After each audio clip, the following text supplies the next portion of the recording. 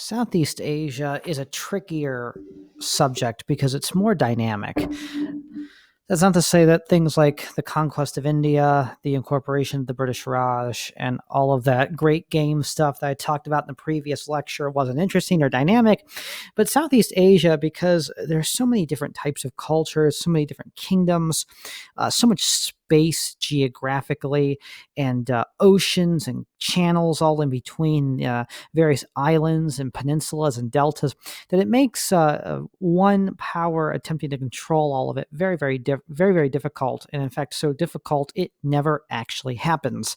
Instead, you have multiple European powers and colonial powers very much entrenched in the region, vying for all of the little islands and archipelagos in an attempt to extract raw materials for themselves. So here's a map of Southeast Asia.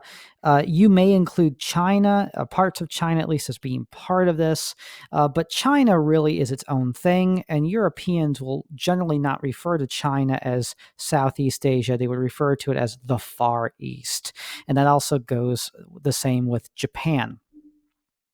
Let me get my pointer on here. So generally speaking, and this kind of, if you're familiar at all with the Vietnam War, Southeast Asia is going to be Thailand, what's called French Indochina, which today make up Vietnam, Laos, and Cambodia. Singapore, Papua New Guinea, these islands, this smattering here, and the Philippines. All of this is all part of this greater Southeast Asian region. Now, this is a little bit different than India. The British wanted raw materials and goods from India, certainly. But there was this idea to kind of, to a greater degree and more quickly, spread civilization and kind of create industrial centers within India where things like rope and spun cotton and spun cotton was produced. Some materials and raw goods were sent back home to the mother country to be produced and then sold back to the Indians. But they also produced a number of things themselves and were simply sold by local merchants, with money being sent back to India or back to Great Britain, the mother country, that way. Here in Southeast Asia, it's a little bit more old school. This land, as you can imagine, because it's so hot and so tropical, it's so rainy, that it's really used for the cultivation of specific agricultural goods.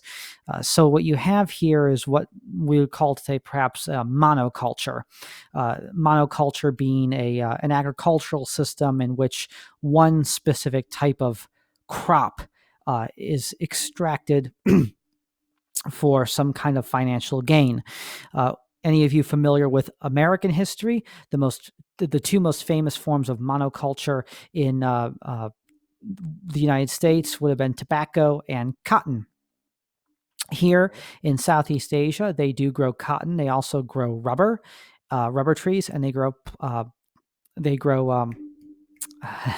slipped my mind, rice, among other things. So all of this land, as you can see here, that slowly came under control of various colonial empires, was mainly used for clear cutting, the creation of plantation agriculture, very much like the Caribbean, for purely extracting these raw agricultural goods and sending it back to their home countries, be it in Great Britain, France, or the Netherlands.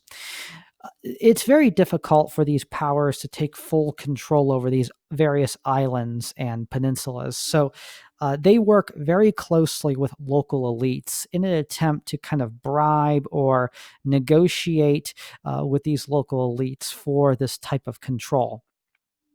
They've been working with these local elites for years, for decades, because there was always thriving trade here in this region between the likes of India, China, Japan, and various other countries as well. It's a very dynamic region.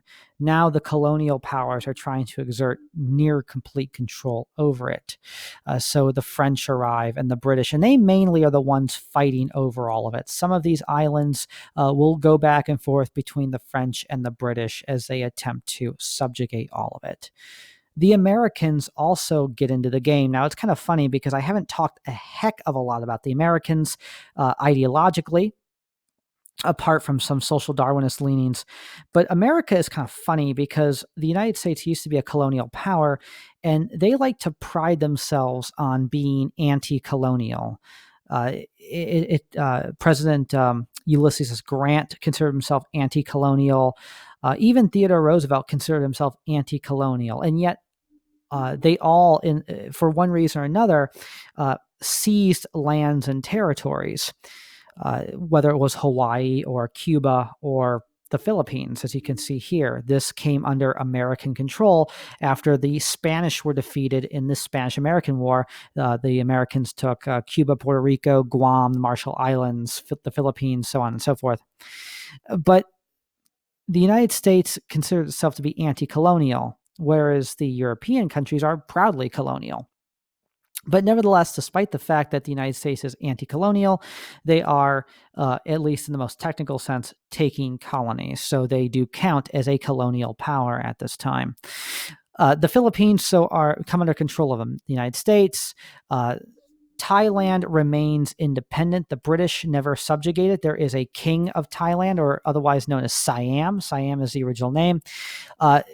He is threatened a lot by the British Empire, but he's able to work with the British Empire and receives guns and receives support in order to be kind of a buffer state between British-held India and the French-held French Indochina region over here. Again, modern-day Laos, Cambodia, and Vietnam.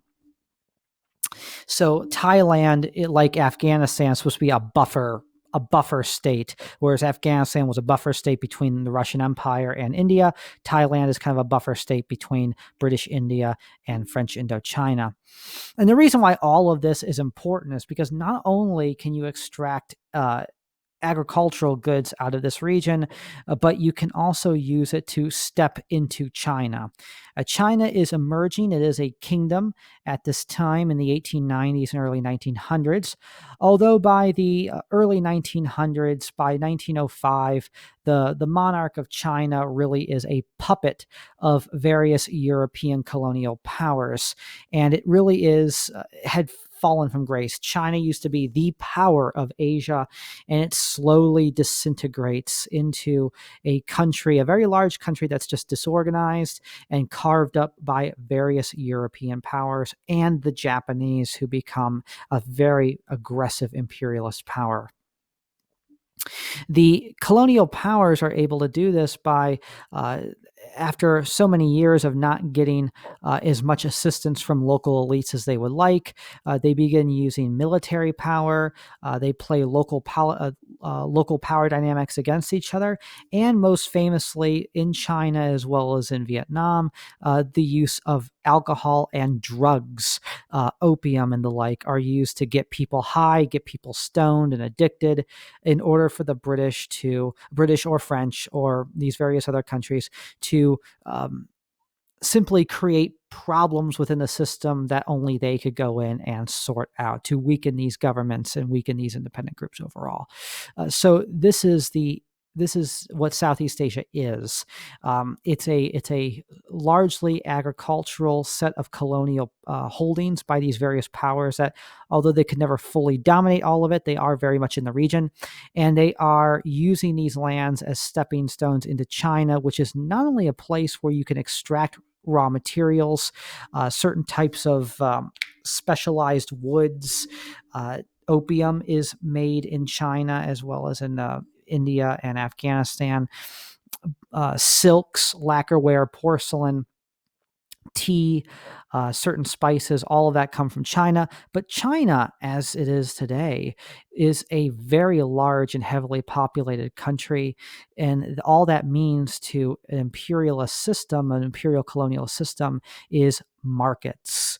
And so this is old school economics right here, old school imperialistic economics right here. We're extracting raw goods and raw materials. We're manufacturing them in plants, mostly in Europe, in some of our outer holdings as well, like India. And we're going to sell those goods back to the people who gave us the raw materials in the first place in the form of European clothing, European cutlery. European firearms and so on and so forth. In addition to in the like with the likes of China spreading an European civilization.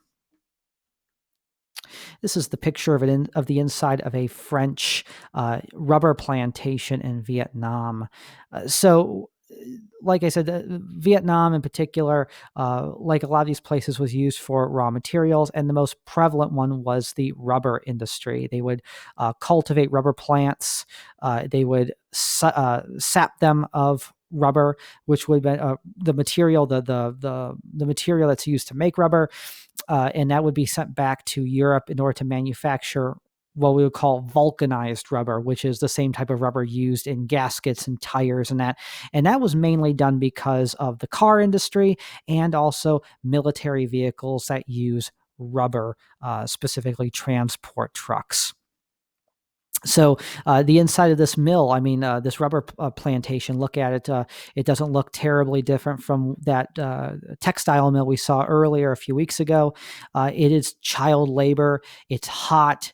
It's dangerous, but it's all being directed by the French to extract as much wealth and as much raw material out of these areas at the expense of anything else.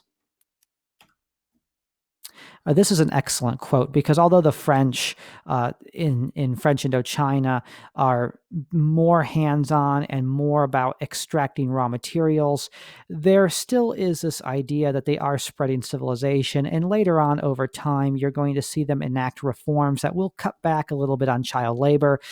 It will promote French education, the French language, Roman Catholicism, to the point where if a Vietnamese individual, in this case Vietnamese individual, converted to Roman Catholicism, learned French, started acting French, dressed French, they would be incorporated as part of the French Empire as a French citizen.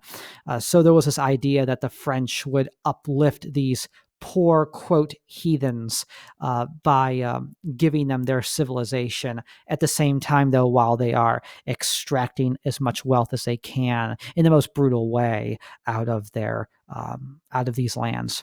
And this quote is excellent. "I will treat you like my younger brothers, but do not forget that I am the older brother. I will slowly give you the dignity of humanity." And that is the French Governor General of Indochina, Albert Sarraut. Or Albert Sarraut, if you prefer, Albert Sarraut. And French Indochina, just again to remind you of the geographic name, French Indochina is this blue part right here, modern day Cambodia. Laos is down here. So Thailand, I don't think it's quite as big. I think Laos is over here. Cambodia, and this would be Vietnam through here. So that is French Indochina.